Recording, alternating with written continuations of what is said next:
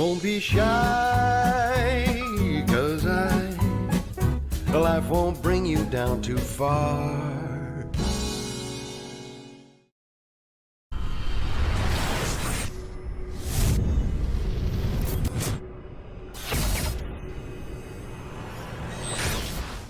This is KUGAN CASSIUS for IFL TV in association with MTK Global. We're in Fight Camp Week 4. Delighted to be joined by Miss Undisputed. Yeah.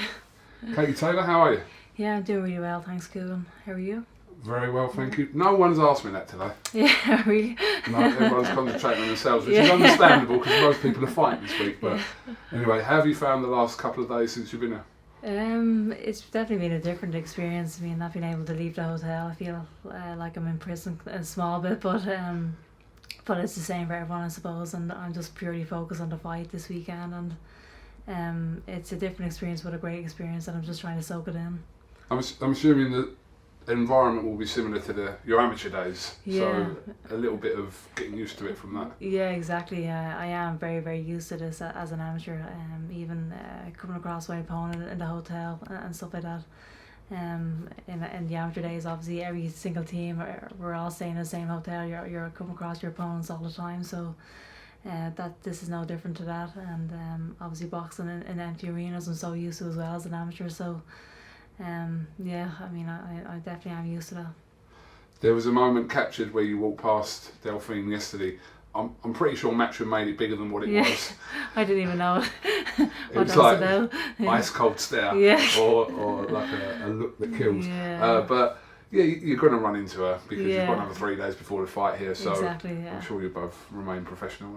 I don't spend my energy playing mind games with someone. I'm just purely focused on the fight at hand, and I'm obviously not a huge trash talker. I'm terrible at that, so I'm just here to focus on the fight. Yeah. Well, I'm waiting for the trash talk. You know, Brian knows that as well. So we want to kind of get this bit out of the way, but the whole Serrano situation, obviously that's in the past now, but was that disappointing that didn't happen? Yeah, it was definitely disappointing at the time. We were obviously gearing up for Amanda Serrano for 5 months. I was over in Connecticut since January training for that fight. Obviously it was supposed to be in May, and then it got postponed to July, and then again it just got postponed until August the 22nd. So I was very, very disappointed, but I'm delighted that I still have a big fight to look forward to, and obviously Persoon stepped in. This is a bigger fight than Amanda Serrano, but at the time I was obviously very, very disappointed.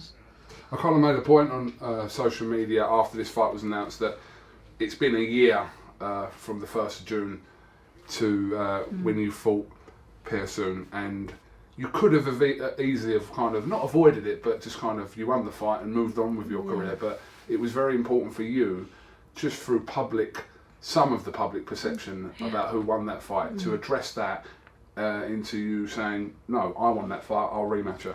Yeah, exactly. I think we knew, right? We were in the dressing room after the first fight. I knew straight away that there was going to be a rematch in place. I obviously wasn't happy with my performance the first fight. It's obviously a very, very close fight, too close for my liking, so I definitely want to clear things up. But these are the kind of fights I want to be involved in. What's the point of being a professional boxer if you don't want to fight the best out there? I want to be involved in the biggest fights possible, and the fights that people are actually interested in, and this is why I'm involved in the sport for. I definitely didn't have to take this fight, but this is the fight that I wanted. So is it to convince the public, or is it to convince yourself? I don't feel like I have to convince anyone. I just want to be involved in the biggest fights. But yeah, I definitely want to be a lot more convincingly, probably for myself and for the public, maybe probably a bit of both. But I just want to be involved in big fights. The first fight was a brilliant fight, best fight of the night. Are we to expect that same kind of pace, energy, that kind of fight this time round? I mean, she's definitely a relentless fighter. Obviously, she comes to fight. She has a huge engine. It's never going to be an easy fight. I'm prepared for a 10-round battle, but hopefully it's not as exciting as the first time. I hope to fight a bit smarter, but it's in my character to stand there and fight probably a bit too much, so who knows what's going to happen on the actual fight night. One of the most enjoyable parts of boxing is actually standing there and fighting, even though it's not the smartest option. But we'll see what happens. I'm obviously going in hoping to fight a bit smarter, but if she catches me with a shot, I could just that could go out the window, and we'll see. I'm going to try to be a bit more disciplined in this fight. From a full MSG in New York last year to not an empty Matchroom Square Garden, but obviously there's no crowd here. There's people here, but there's no crowd here. Is that going to play a factor into Saturday? I'm not sure, to be honest. I haven't really thought too much about it. I think people are making a bigger deal out of a no crowd. Really, I don't think it's an advantage or disadvantage. I'm just going to better my opponent, and this is why boxing is so great, isn't it? I mean, you have two fighters who are willing to knock each other out without any crowd. This is the purest form of boxing we're ever going to see, really. But yeah, I'm just going to go in there and perform regardless of whether who's in the crowd or not. One of your former opponents would have been one of your future opponents in Cecilia Braekhus from the weekend. Were you surprised from Jessica McCaskill? I definitely was expecting Cecilia maybe to outbox her, but I'm not really overly surprised. I know how dangerous Jessica can actually be, and yeah, I mean, what an amazing victory for Jessica.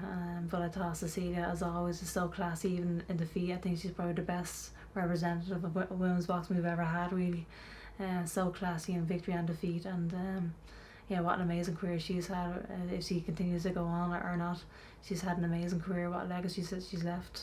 Were you disappointed by that, her losing? I can't say that I thought too much about it. I'm obviously focused on Persoon this week. I didn't even watch the fight. I'm just I haven't really thought too much about that fight, because purely I have to obviously get past Persoon first. Absolutely. Women's boxing really has kind of dominated over the last few weeks, especially in this fight camp as well. We saw a great fight between Harper and Jonas. Did you get to watch that or not? I did actually, yeah. Both girls were sensational. I think I was actually delighted for Natasha, because a lot of people are actually writing her off, and I know how good Natasha can actually be. I know what she's capable of, and she showed that night that she is at world level, and I'm sure Terry took a lot from that fight as well. But both girls were absolutely sensational, and another fight of the year contender. It was absolutely incredible. Now, I'm not going to ask any questions about any future opponents today. Exactly. Not just because Brian sat there, but you have got the biggest fight of your career coming up on Saturday night, so you are fully focused on that. We can talk about all this stuff after this. So. Exactly, yeah. Have you got anything else you'd like to add before we finish, Katie? Have I got anything else? Not really. Have you got anything else to add? Yeah, I've got stuff I want to talk about. We're not going to talk about it now. Right. We're not going to talk about it now. No, I don't think I have anything else to add. I just can't wait to get in there on Saturday night and put on a great performance. Do you kind of keep yourself in your room? What do you do? Do you mingle about, or keep yourself in your room? I tried to go for a walk around the park out here. That is like a prison walk. It is. That is like a prison walk. Yeah. I'm planning my escape as a walk around. But you've got some of your family here. So. Yeah, exactly. I've got my mum and my nephew here, and obviously I'm very close to my team here as well. So it's not too bad. It's the same for everyone. It's definitely been, as I said, a different experience. But I definitely miss going out for the long walks. But it's all good. Did you think about asking Eddie home for a Winnebago, one of them big motorhomes? I am going to ask him for one the next time. If this pandemic continues, I'm definitely going to ask him for one of them. But yeah, Dylan White definitely has a great setup out there. I'm completely jealous. I think it's a good idea, because Povetkin and Dylan White walking through these corridors here and having to do that, who moves first and all that. But I think it's good that he's put himself, even though it's not that far away, he's just kept himself away. Yeah, it's definitely not safer, isn't it? Interesting. Yeah. Okay, Katie, thank you very much for your time, and wish you the best of luck on Saturday night. Thank you so much, KUGAN. Thank you, Katie. Cause life won't bring you down too far.